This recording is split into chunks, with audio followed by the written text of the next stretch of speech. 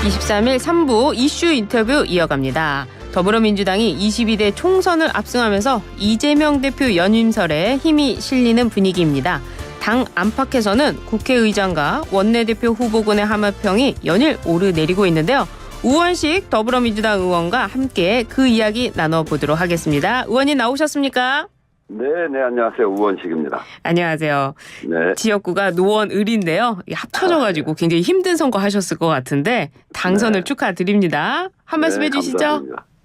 네, 노원에서 정권 심판 그리고 민생 회복 열망을 확인하는 총선을 치르고 왔는데요. 정말 뜨겁게 응원해 주신 노원 주민 여러분께 감사의 말씀드립니다. 감사합니다. 네, 5선 달성을 하셨습니다. 국회의장 경선을 위한 과정이 진행되고 있는데요. 5선이 의원님께도 국회의장 후보로 거론되고 계신데 어떠십니까? 네, 최근 저한테 주변에서 국회의장 출마와 관련한 요청이 많이 늘어나고 있는 건 사실입니다. 네. 이재명 대표께서 이끌고 계신 민주당 그리고 국회를 위해서 제가 할 수 있는 역할이 뭔지 주변 동료들 그리고 22대 당선인들이 많은 말씀을 해주셔서 경청하고 저도 생각을 정리 중에 있습니다. 아, 그래요. 그렇다면 그 국회의장보다도 22대 국회에서의 역할 어떤 걸 생각하시는지 좀 여쭤봐도 될까요? 그러니까 이제 이번 22대 국회는 총선 민심을 그대로 반영해야 되는 거 아니겠습니까? 네. 그래서 민주주의와 국격의 훼손에는 단호히 맞서야 되는 것이고요. 둘째로는 대한민국의 당면 과제, 저출생, 불평등, 기후위기 이런 민생 문제를 해결하기 위한 정말 일하는 국회가 돼야 된다는 점이 아주 중요하고요. 네. 이를 위해서는 이번 새로운 국회 또 국회의장은 민주주의 회복을 위해서는 단호해야 되고 네. 상대의 동의를 이끌어내기 위해서는 협상력이 진짜 필요하고 또 세 번째는 민생개혁을 향한 의지와 추진력 이런 것들이 있어서 혁신국회, 민생국회, 일하는 국회 이렇게 만들어져 가야 됩니다. 예. 제 얘기까지 합쳐서 얘기하면 저는 문재인 정부의 첫 번째 원내대표로서 그때 여서야대 또 야당만 3개의 교섭단체라고 하는 헌정사상 최악의 조건이었죠. 그때 네.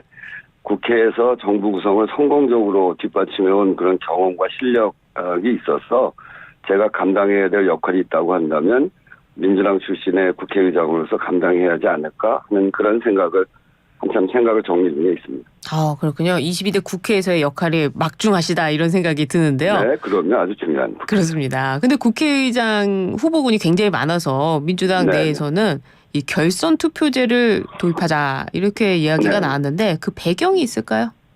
네, 우선 참 잘한 일이고요. 네.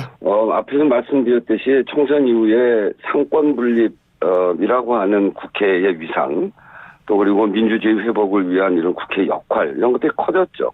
그래서 국회의장의 적극적 역할에 대한 인식이 커지고 있어서 이 국회의장에 대한 도전자들이 늘어나고 있습니다. 그런데 기존의 종다수 제도로는 대표성 확보가 어렵죠. 우리 민주당이 175명인데요. 네. 여기에 5명이 출마해도 36표면 국회의장 후보가 될 수 있거든요. 그러면 국회의원 300명을 대표하는 국회의장이 36명의 동의로 선출된다. 그건 대표성 확보하기 어려운 거죠. 그래서 이번에 그렇게 제도를 바꾼 거는 잘한 일이라고 생각합니다. 아, 그렇군요. 언론에서는 명심을 얻기 위한 경쟁이 이어지고 있다 이런 평가를 하고 있는데요. 의장군에 있는 국회의장 후보분들이 명심은 나에게다 이런 호소를 하고 있기 때문이다 이런 평가들이 있는데 이게 맞는 겁니까? 어떻게 보십니까? 글쎄, 그 명심을 말하기 전에 우리가 얘기해야 될 거는 이번 총선 민심은 앞에서도 말씀드렸듯이 민주주의와 민생경제 회복이잖아요. 네. 아마 이재명 대표의 마음도 이 민심과 딱 일치할 거라고 봅니다. 따라서 국회를 통해서 민심의 명령을 제대로 이행해 나가는 것 그것이 해야 할 일이고요. 그래서 명심을 말하기 전에 총선 민심을 해결해 나가기 위해서 할 일을 제대로 정리하고 이걸 호소하는 것이 올바른 태도다 저는 그렇게 생각합니다. 아, 그렇군요. 민심을 따르는 것이다 이렇게 평가를 해주시네요. 근데 국회의장에 대해서는 또 전체 국회의원의 국회의장 아니겠습니까? 그래서 그렇죠. 중립을 지켜야 된다. 탈당해서 이렇게 진행을 하고 있는 부분에 있어서도 그런 거라고 보는데 근데 이렇게 되면은 좀 중립성에 있어서 우려하는 목소리도 있지 않을까요? 저는 이제 옳고 그름 없이 정파적 이해만을 지키려고 하는 것, 그것은 안 된다. 이렇게 분명히 말합니다. 네. 그렇지만 이 중립이라고 하는 것이 몰 가치는 아니거든요. 네. 국회의장이 단순한 사회자가 아니잖아요. 그렇죠. 그래서 이게 어느 편이 아니라 국민의 편이라고 하는 입장에서 보면 국민의 갈등 속에서 올바름과 그름 사이에서 네. 국민을 위해서 올바름을 택하는 것, 그것이 올바른 자세라고 보고요. 예. 또 지금 말씀하신 대로 당정 비보유, 이것도 기계적 중립으로만 해석해서는 아주 매우 협소한 해석이라고 보고, 네. 예컨대 이제 국회법에 앞서서 대한민국 헌법 40조에 네. 입법권은 국회에 속한다라고 규정되어 있습니다. 예. 그런데 대통령이 거부권 행사를 계속하면서 국회의 입법권을 침해하고 있는 문제가 발생하고 있는 거거든요. 예. 이에 대해서 국회의장은 헌법이 규정한 국민의 입법권, 국회의 입법권을 수호하고 국민의 기본권 강화를 위해서 민주주의와 민생을 지켜낼 의무가 있는 거죠. 네. 이것이 헌법적 가치고 이를 달성하기 위해서 여러 가지 조치를 취하는 것은 중립 논란과 저는 무관하다고 생각하고, 그런 점에서 이 중립의 문제는 저는 그렇게 바라보고 있습니다. 그렇군요. 알겠습니다. 국회의장 얘기는 여기까지 하도록 하고요. 이번에는 네. 민주당 원내대표 이야기를 좀 해보도록 하겠습니다. 네. 원내대표도 좀 교통정리가 이루어지고 있는 것 같은데요. 네. 언론에서는 박찬대 의원으로 좀 좁혀가는 거 아니냐 이런 해석을 내놓고 있습니다. 당내 분위기도 이렇습니까? 글쎄 아직은 잘 모르겠어요. 그렇게 보여지는 면이 있는데 네. 아직 이제 출마하겠다고 하시는 분들이 몇 분 더 계시기 때문에 예. 그분들이 어떻게 출마하는지 그렇게 봐야 되겠죠. 그래서 그게 뭐 박찬대 의원으로 좁혀진다. 네. 이재명 대표의 마음이 그렇다. 이렇게만 얘기하기에는 아직 좀 이른 것 같습니다. 아, 그렇군요. 아직 교통정리가 안 되고 있군요. 아직 이제 출마 의사를 밝히고 있는 분들이 있으니까. 아, 그래요. 알겠습니다. 그러면 당에서는 또 당직 개편안이 발표가 됐어요. 네네. 사무총장의 김윤덕 의원, 그리고 네네. 정책위 의장의 진성준 의원, 그리고 무엇보다도 가장 최측근 인사로 분류되는 이한주 원장이 중용이 됐습니다. 네네. 이 친명 일색 아니냐 이런 비판 여론도 있는데요. 당직 개편은 또 어떻게 평가하고 계세요? 이 김윤덕 의원은 그동안 사무부총장을 역임해서 당 조직을 잘하는 사람입니다. 아, 그리고 그렇군요. 정무적 감각이 뛰어난 의원이죠. 진성준 의원은 저 다음에 을지로위원장을 하고 전략통으로 유명한 사람이거든요. 네. 지금 꼭 필요한 민생 정책에 전문적 역량을 갖고 있는 사람이고, 이한주 원장도 물론 그 이재명 경기도지사 시절부터 호흡을 맞춰온 분인데 네. 아주 정책 전문가입니다. 아. 이제 그런 점에서 저는 이번 총선을 통해서 그 리더십이 확인된 이재명 대표가 지금부터 해야 될 일이 이 검찰 독재 청산 이런 민주주의를 살리는 문제, 또 성남시장 경기도지사 시절부터 보여줬던 국민의 민생 대란을 해결할 이 사회경제 개혁가로서의 역할, 이걸 제대로 보이는 일이거든요. 네. 그런 점에서 본인과 가장 손발을 잘 맞춰서 총선 민심을 해결해 나갈 인재들을 등용하는 것은 저는 당연한 일이다. 네. 그렇게 생각합니다. 아, 그렇군요. 알겠습니다. 네. 이번에는 용산 소식으로 좀 넘어가 보는데요. 용산. 네. 어제 비서실장 인선이 발표가 됐습니다. 정진석 의원이 비서실장이 됐는데요. 함께 국회에서도 계셨고 하니까 어떻게 어떻게 평가하시는지 정말 궁금해요. 글쎄 이제 개인적으로는 저 소통도 많이 하고 그랬던 분인데, 네. 저는 이렇게 이제 대통령 비서실장으로 정진석 의원을 내세운 거는 이번 총선에서도 우리 윤석열 대통령께서 국민의 민심을 제대로 보지 못한 것 같다. 아직 정말 이렇게 국민들의 따가운 맛을 통해서 정신을 제대로 못 차린 거 아닌가. 이재명 대표와의 영수회담 계획이 발표된 하루 만에 정진석 의원을 비서실장으로 임명한 거, 이거는 성찰과 반성 없는 윤석열 대통령의 윤핵관 정치다. 그래요. 이런 생각이 들고, 왜 그러냐면 정진석 의원이 고 노무현 대통령을 향해서 한 막말 인사나 친일 후손 논란까지 있는 그런 분인데 야당과 원활한 소통을 위한 인사라고 말할 수 있을지 저는 좀 의문이 됩니다. 아, 그렇군요. 그래도 친하시다고 하시더니 이렇게 소통이 안 되는 겁니까? 아니, 개인적으로는 그런데 이 전체 세력으로 보면 저 노무현 대통령께 한 막말이나 이런 거 도저히 받아들일 수가 없거든요. 아, 그런 점에서 네네. 그래서 그동안 해왔던 그런 인식이나 태도가 야당과 제대로 된 소통을 하기가 매우 어렵다. 그렇게 말씀드리는 거죠. 그렇군요. 그러면 지금 정무수석도 새로 발표가 되지 않았습니까? 그래서 다시 회동 실무 협의를 재가동한다고 얘기가 나왔는데요. 네. 이재명 대표와의 윤석열 대통령과의 회담, 이거는 또 어떻게 보고 계세요? 그거는 이제 신임 정무수석 홍철호 전 의원하고 이재명 대표 천준호 비서실장 오늘 만난다고 하니까요. 저는 지켜보면 될 문제라고 생각하고, 두 분이 만나서, 이런 총선 민심 드러난 이런 여러 가지, 또 해법, 이런 것들을 당연히 논의를 해야 되겠죠.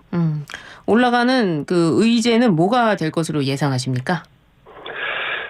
야당이 그동안 주장하고 또 국민들한테 크게 호응을 받았던 소위 이채양명주라는 게 있어요. 이채양명주요? 이태원 참사. 네. 최상병 순국 수사위합 사건. 양평 고속도로 게이트. 네. 명품백 수수. 주가 조작 사건. 이런 등등의 권력형 부정부패 또는 여러 가지 해야 될 참사 이런 문제들에 대해서 특검 등이 있는데 이런 것들을 대통령이 특검에 대해서는 거부권을 발동하고 그랬었는데 그런 것들을 어떻게 풀어나갈지 또 국민들의 민생이 정말 심각합니다. 네. 여기에 대한 해법도 함께 찾아 나가야 되겠죠. 그래서 총선 민심에서 드러난 여러 가지 풀어나가야 될 문제들 이런 것들이 당연히 의제로 올라야 될 거고 지금 이제 총선 끝난 다음에 윤석열 대통령께서 이재명 대표를 만나자고 하는 건 바로 총선이라고 하는 민심을 보고 만나자고 하는 거 아니겠어요? 네. 그러면서 그렇기 때문에 두 분 만나면 총선에 드러난 민심에 관해서 충분히 이야기가 있을 것이다 이렇게 생각합니다. 그래요. 국무총리 인선에 대해서도 좀 추천을 받을까요? 국무총리 인선에 관해서는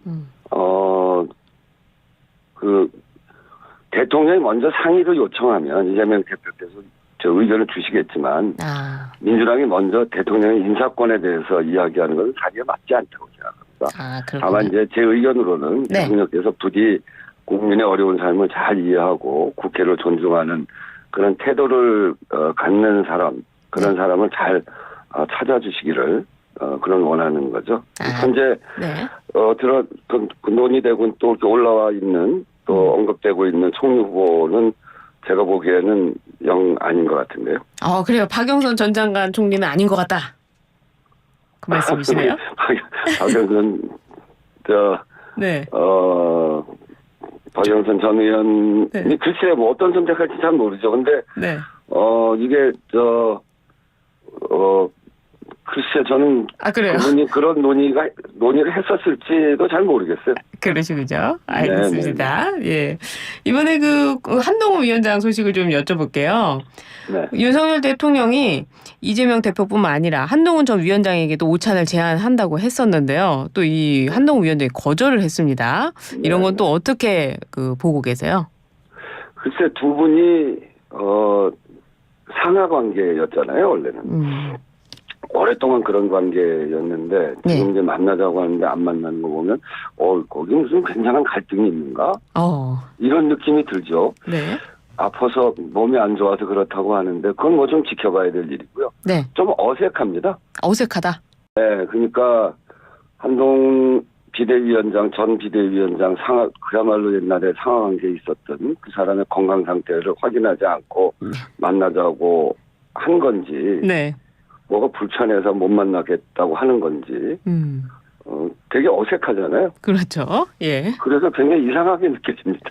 이상하게 느껴진다. 근데 제 일감으로는 두 사람 사이에 상당한 갈등이 있는 거 아닌가 이런 생각이 드네요. 갈등이 있는 것 같다. 네, 알겠습니다. 윤석열 대통령이요 어제 인선을 발표하면서 기자들과 대화하듯이 이야기도 하고 질의응답도 했습니다. 네. 도어 스태핑이 중단된 이후 처음인데요.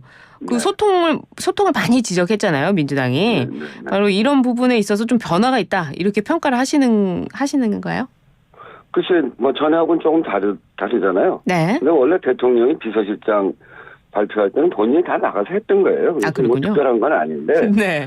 혹시 이제 소통을 넓힐 거다, 소통에 나설 거다라고 한다면 한마디 하면 네. 소통에 나설까라는 전망이 아니라 네. 대통령 소통을 반드시 해야 됩니다.